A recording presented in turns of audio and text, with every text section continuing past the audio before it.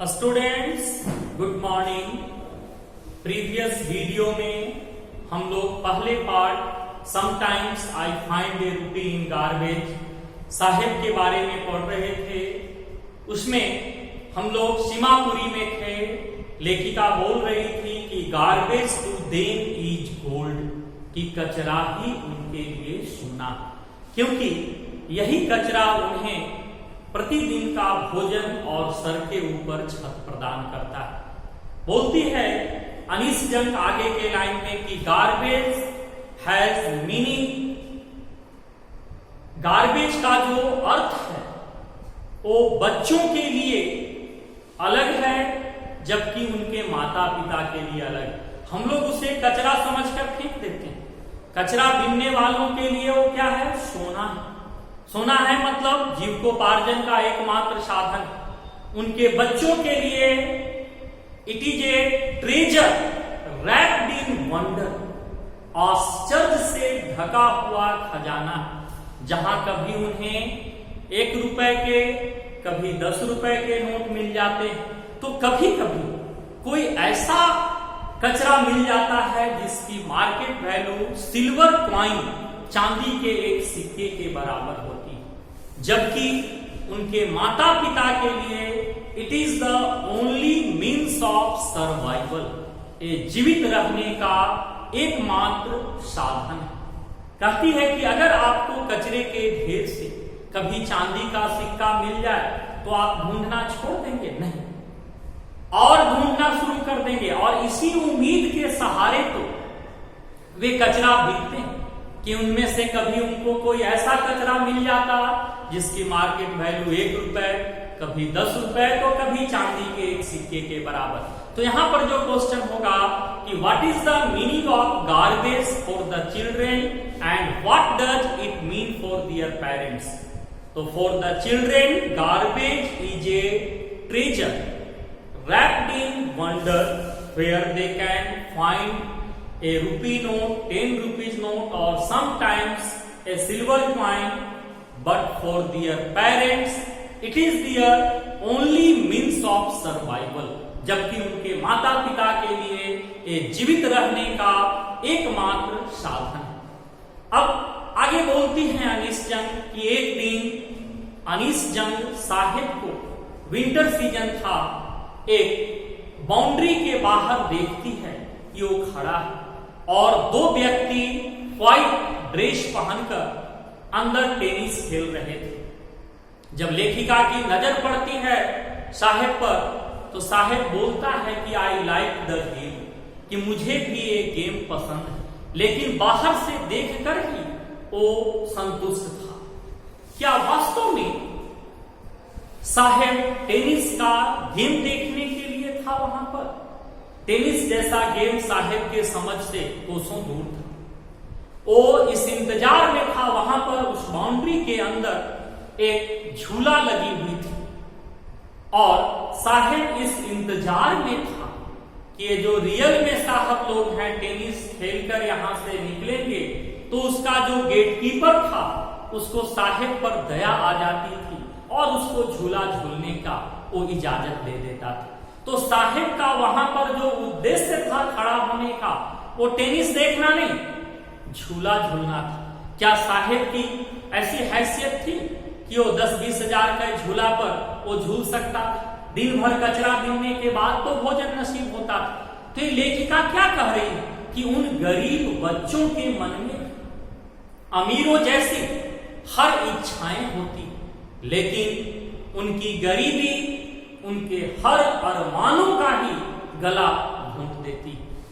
फिर एक दिन लेखिका साहेब को देखती है कि वो भी स्पोर्ट्स टेनिस खेलने वाला शू पहने हुए था, जो उसके फटे हुए गंदे शर्ट और हाफ पैंट जो पहने हुए था शॉर्ट, उससे बिल्कुल मैच नहीं कर रही थी। लेखिका की नजर पड़ जाती। साहेब सोचता है कि लेखिका जरूर क्वेश्चन करेंगी। वो बोलता है कि किसी अमीर बच्चे ने मुझे ये दे दिया, क्योंकि उस जूते में एक होल हो गई थी छोटी सी, जिस कारण से उस अमीर बच्चे ने पहनने से उसे इनकार कर दिया था। लेकिन लेखिका कहती है कि जो हमेशा नंगे पांव रहा उसके लिए एक होल वाला जूता ही किसी सपने की पूर्ति से कम नहीं था। लेकिन साहेब का वहां पर जो उद्देश्य था वो टेनिस देखना नहीं बल्कि झूला झूलना था। अब आगे देखिए, लेखिका कहती है कि वन मॉर्निंग, एक दिन सुबह लेखिका देखती है कि साहब जो है वो दूध मिल्क बूथ से की तरफ से आ रहा था और हाथ में एक स्टील का कैनिस्टर केन लिए हुए था। लेखिका की दिलचस्पी उसमें और जाग जाती है। तब साहेब बोलता है कि now I work in A tea stall, कि मैडम अब मैं चाय की दुकान पर नौकरी करने लगा हूं और वहां पर उस नौकरी की एवज में उसे 800 रुपीज पर मंथ, 800 रुपए 800 रुपीज पर मंथ उसे पेमेंट मिलती थी और दोनों समय का भोजन, टाइम टू टाइम चाय भी मिलता होगा। लेखिका जानना चाहती कि क्या वही साहेब जो दिन भर कचरा बिनने के बाद जिसको भोजन नसीब होती थी, वो 800 रुपए प्रति माह की नौकरी और दोनों समय का भोजन पाकर खुश है या नहीं। जब वो देखती है साहेब के तरफ तो उसके चेहरे पर जो फ्रीडम के, आजादी के और निश्चिंतता के भाव थे वो गायब हो चुके थे। लेखिका बोलती है कि the steel canister seems heavier than his plastic bag. Steel का जो केन था वो प्लास्टिक के बैग से ज्यादा भारी लग रहा था। तो क्या स्टील का जो केन था वो 10, 20, 50 किलोग्राम का तो नहीं होगा जिसमें वो दूध लेकर आ रहा था। अब यहां पर लेखिका क्या कह रही है? लेखिका जानना चाहती है कि is Saheb happy working at the tea stall. क्या साहेब चाय की दुकान पर नौकरी करके खुश है? आपकी नजर में क्या होना चाहिए कि वही बच्चा जो दोनों समय भोजन तब नसीब होता था जब दिन भर वो कचरा बिनता था, अब उसे 800 रुपए प्रति माह वेतन मिलते हैं, दोनों समय के भोजन मिलते हैं, खुश होना चाहिए या नहीं? बिल्कुल नहीं। क्या अंतर है? जब वो कचरा बिनता था, his plastic bag was his own which was the symbol of his freedom. Plastic का बैग उसका अपना था जो उसके आजादी का प्रतीक था। अगर एक दिन जो है 100-200 रुपए का काम कर लिया तो 2 दिन कचरा बिनने नहीं जाएगा, आराम से लंबी चादर खींचकर सो जाएगा। लेकिन जब वो चाय की दुकान पर नौकरी कर रहा है तो उसे अगर 102 फीवर भी है ना तो वहां पर जाना होगा। अगर गलती से एक कप प्लेट टूटता है तो मालिक उसके साथ जानवर जैसा व्यवहार करता है। तो बच्चा जो है साहेब चाय की दुकान पर नौकरी करके थोड़ा भी खुश नहीं था, because he had lost his freedom and carefree look. The steel canister seems heavier than his plastic bag because the plastic bag was his own, which was the symbol of his freedom, while the steel canister belongs to the owner of the tea stall, which was the symbol of his slavery. Steel का केन उसका मालिक का था जो उसके गुलामी का प्रतीक था, जबकि प्लास्टिक का बैग उसका अपना था जो उसके आजादी का प्रतीक था। Saheb is no longer his own master. Saheb अब अपने मन का मालिक नहीं रह गया था, इसलिए वो चाय की दुकान पर नौकरी करके थोड़ा भी खुश नहीं था। तो यहां से हम लोगों ने जो देखा क्वेश्चन एक्सप्लेन, अगर रहे नेक्स्ट जो क्वेश्चन होगा एक्सप्लेन सर्वाइवल इन सीमापुरी, सर्वाइवल इन Seemapuri means rag picking Seemapuri में जिंदा रहना है तो कचरा पीटना है। या अगर रहे और इलुसिडेट, व्याख्या कीजिए, elucidate, garbage to them is gold, garbage to them is gold. इसके बाद हम लोग देखें नेक्स्ट जो क्वेश्चन आज का कि what is the meaning of, what is the meaning of garbage for the children and what does it mean to their parents? Next जो क्वेश्चन देखें हम लोग कि ईज साहेब, बहुत ही इंपॉर्टेंट क्वेश्चन है, 2 बार रिपीटेड है। ईज साहेब हैप्पी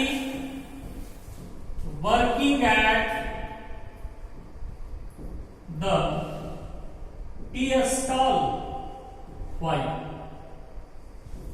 या अगर क्वेश्चन रहे और why does अनीस जंग से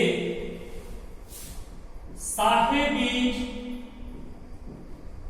no longer his own master, कि साहेब अब अपने मन का मालिक नहीं रह गया था। या रहे एक्सप्लेन कीजिए कि a steel canister seems heavier than his plastic bag. तो तीनों का एक ही आंसर है कि no, Saheb is not happy at all working at the tea stall because he had lost his freedom and carefree look. The steel canister seems heavier than his plastic bag because the plastic bag was his own, which was the symbol of his freedom, while the steel canister belongs to the owner of the tea stall, which was the symbol of his slavery.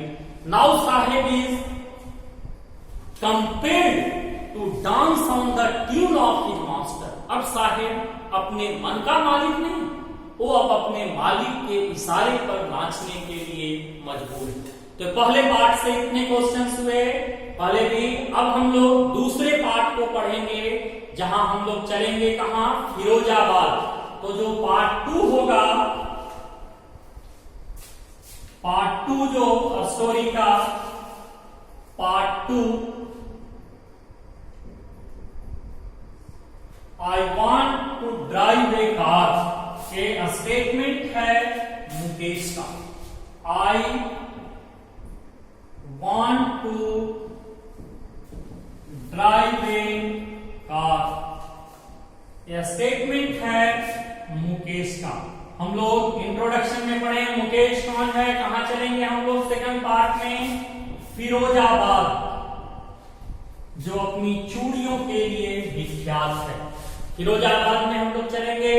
I want to drive a car, Mukesh कौन है, तो मुकेश एक upward looking boy है who belongs to the family of bangle makers in Firozabad, जिसका संबंध फिरोजाबाद के चूड़ीहारों के परिवार से है। फिरोजाबाद क्यों फेमस है? Firozabad is famous for its bangles, अपनी चूड़ियों के लिए विख्यात है। मुकेश जब लेखिका से मुलाकात होती है, मुकेश कहता है कि I want to drive a car, उसके जीवन का सपना है एक मोटर मैकेनिक बनने का। लेखिका कहती है, लेखिका की आंखों में आंखें डालकर, मतलब उसके कॉन्फिडेंस को दिखा रहा। मुकेश बोलता है कि I want to drive a car. लेखिका जानना चाहती कि do you know anything about car, कि क्या मुकेश तुम कार के बारे में कुछ जानते हो? मुकेश कहता है नो, लेकिन वो कहता है कि आई विल लर्न, मैं सीख लूंगा। ये उसका स्ट्रॉन्ग डिटर्मिनेशन। लेखिका कहती है कि मुकेश का कार चलाने का सपना फिरोजाबाद शहर जो अपनी चूड़ियों के लिए विख्यात है, उसकी धूल उड़ती हुई गलियों में लाई के मिराज मृग मरीचिका की भांति प्रतीत होती। लेखिका उसे मृग मरीचिका क्यों कह रहे हैं? आप लोग विज्ञान में अलग पढ़े हैं मृग मरीचिका की घटना। यहां पर साहित्य में जो है, लिटरेचर में मृग मरीचिका किसी असंभव चीज के लिए कामना करना मृग मरीचिका कहलाती है। तो मुकेश का पूरा परिवार चूड़िहारा, न कहीं से उसको मेंटल, न सोशल, न फिनेंशियल, न कहीं से मानसिक, न सामाजिक रूप से, न आर्थिक रूप से कहीं से उसको मदद मिलने की दूर दूर तक कोई संभावनाएं नहीं।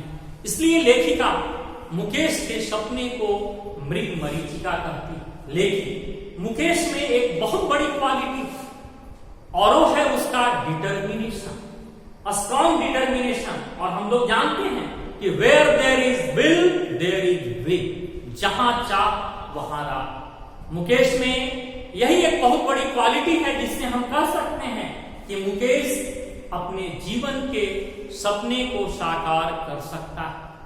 फिरोजाबाद शहर में छोटे छोटे बच्चे जो है गर्म भट्टी के सामने पीढ़ी दर पीढ़ी, वहां पर एक परंपरा है, पीढ़ी दर पीढ़ी लोग चूड़ियां बना रहे हैं उस गर्म भट्टी के सामने। न प्रॉपर एयर की व्यवस्था होती है, न लाइट की। और यही कारण है कि मैक्सिमम बच्चे अपने आंखों की रोशनी खो देते हैं। जब दुनिया देखने के लायक होती तब तक उनके आंखों की रोशनी जो है वो गायब हो जाती। तो इस पाठ से जो पहला क्वेश्चन होगा कि who is Mukesh, what is his dream of life,